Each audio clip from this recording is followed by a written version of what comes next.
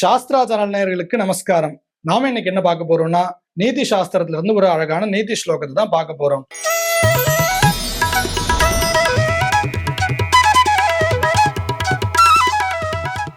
ஜிஹ்வாக்ரே வர்த்ததே லக்ஷ்மீஹ, ஜிஹ்வாக்ரே மித்ர பாந்தவாஹ, ஜிஹ்வாக்ரே பந்தன பிராப்திஹ, ஜிஹ்வாக்ரே மரணம் த்ருவம். இந்த ஸ்லோகத்துல இவ என்ன சொல்ல வரான்னா, சொல் வெல்லும் கொல்லும் அப்படின்னு சொல்றா. நம்மளுடைய வார்த்தையானது நம்மள ஜெயிக்கவும் செய்யும் அழிக்கவும் செய்யும் அப்படின்றதுதான் இந்த ஸ்லோகத்துல இவா சொல்றா. ஜிஹ்வாக்ரே வர்த்ததே லக்ஷ்மிஹி, லக்ஷ்மின்னு சொன்னா வெல்த் அப்படின்னு அர்த்தம். சொல்லுனாலும் நம்மளுடைய பேர் புகழையும் நம்மளால சம்பாதிக்க முடியும்.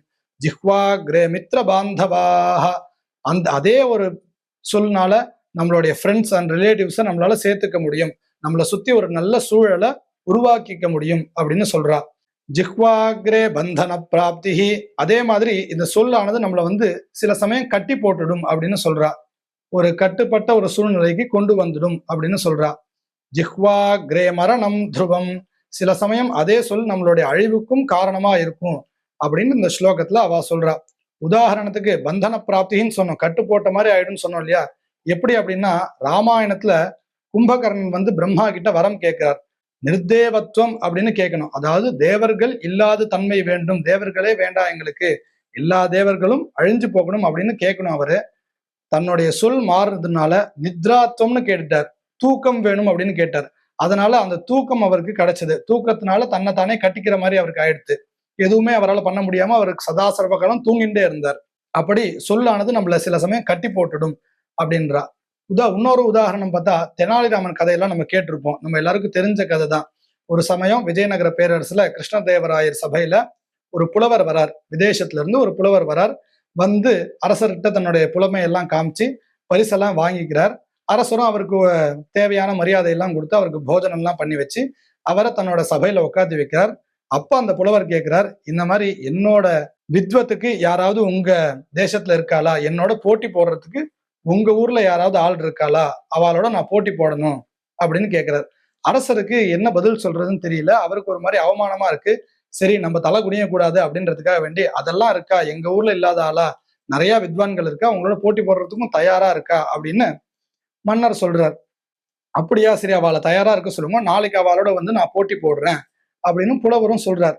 மன்னருக்கு ஒரு மாதிரி என்ன பண்றதுன்னு தெரியல. எல்லா மந்திரிகளையும் கூப்பிட்டு ஆலோசனை கேட்கிறார். இந்த மாதிரி யாரா ஒருத்தர் நாளைக்கு அந்த புலவரோட போட்டி போட்டு ஜெயிக்கணும் அப்படின்னு சொல்றா. எல்லாருக்கும் என்ன பண்றதுன்னு தெரியல. எல்லாருக்குமே ஒரு பயமானது இருக்கு. அவர் அவ்வளவு பெரிய புலவர், அவர்கிட்ட நம்ம எப்படி போட்டி போட்டு ஜெயிக்கிறது அப்படின்னு ஒரு யோசனை இருக்கு. இருந்தாலும் யோசிச்சுட்டே இருக்கா. அப்ப நாலு பேருக்கு எப்பயுமே தெனாலிராமன் மேல ஒரு கண்ணாவே இருக்கும். அவ என்ன பண்றான்னா, தெனாலிராமனை அப்படியே புஷ் பண்றா, மன்னர்கிட்ட சொல்றா, தெனாலிராமனை விட்டா இதுக்கு சரியான ஆள் யார் இருப்பா, அவர் தானே நம்ம ராஜ்யசபையிலே ரொம்ப புத்திசாலி அப்படின்னு சொல்றா. உடனே மன்னருக்கும் அது சரியா படுறது. மன்னர் என்ன சொல்றார், தெனாலிராமா, நாளைக்கு நீதான் அவரோட போட்டி போடணும் அப்படின்னு சொல்லிடுறார். இவரும் சரி அப்படின்னு சொல்லிட்டு ஒத்துக்கிறார். அந்த போட்டியை ஏத்துக்கிறார். அடுத்த நாள் போட்டிக்கும் வந்துடுறார். அப்ப புலவர் சொல்றார், தெனாலிராமா, நீ ஃபர்ஸ்ட் கேள்வி கேளு, நான் பதில் சொல்றேன் அப்படின்னு ரொம்ப அகங்காரத்தோட அவர் சொல்றார். உடனே இவர் என்ன பண்றாருன்னா, கொஞ்சம் கூட யோசிக்காம, புலவரே, திலகாஷ்ட மகிஷபந்தனம் அப்படின்னா உங்களுக்கு என்னன்னு தெரியுமா அப்படின்னு கேட்கிறார். இவருக்கு ஒன்னும் புரியல. என்னடா இது திலகாஷ்ட மகிஷபந்தனமா, ஒன்னும் புரியலையே, நான் கேள்விப்பட்டதே இல்லையே இந்த பேரை அப்படின்னு யோசிச்சுட்டே இருக்கார். ஒரு கட்டத்துல ஒத்துக்கிறார், எனக்கு தெரியல அப்படின்றார். இது என்ன தெரியலன்னு சொல்றாரு, இதெல்லாம் குழந்தைக்கு கூட தெரியும், உங்களுக்கு தெரியலன்னு சொன்னா ரொம்ப அவமானம் அப்படின்ற மாதிரி தெனாலிராமன் சொல்றாரு. அவருக்கு ஒரு மாதிரி ஆயிடுறது. சரி, நான் என் தோல்வியை ஒத்துக்கிறேன் அப்படின்னு அந்த சபையில தன்னோட தோல்வியை ஒத்துக்கிறார். உடனே தெனாலிராமனும் தன்னோட இதை விட்டு கொடுக்காம, நான் உங்களை அவமானப்படுத்தவோ உங்களை தோக்கடிக்கவோ இந்த போட்டிக்கு நான் ஒத்துக்கல, அதனால உங்களுக்கு உண்டான மரியாதையை நாங்க கொடுக்கணும், ராஜா அவருக்கு உண்டான மரியாதையை நீங்க பண்ணுங்கோ அப்படின்னு தெனாலிராமன் ராஜா கிட்ட சொல்றார். அதே மாதிரி ராஜாவும் அவருக்கு மரியாதை பண்ணி அவரை அவளுடைய ஊருக்கு அமுச்சு வைக்கிறார். அவர் போனதுக்கு அப்புறம் இங்க இருக்கக்கூடிய மந்திரிகளுக்கும் ராஜாவுக்கும் ஒரு சந்தேகம், திலகாஷ்ட மகிஷபந்தனம்னா என்ன, இவர் மட்டும் சொல்லிட்டாரே என்ன அப்படின்னு இவாளுக்கும் தெரிஞ்சுக்கணும்னு ஒரு ஆர்வம். தெனாலிராமன்ட்ட கேட்கிறார், திலகாஷ்ட மகிஷபந்தனம்னா என்ன தெனாலிராமா அப்படின்னு.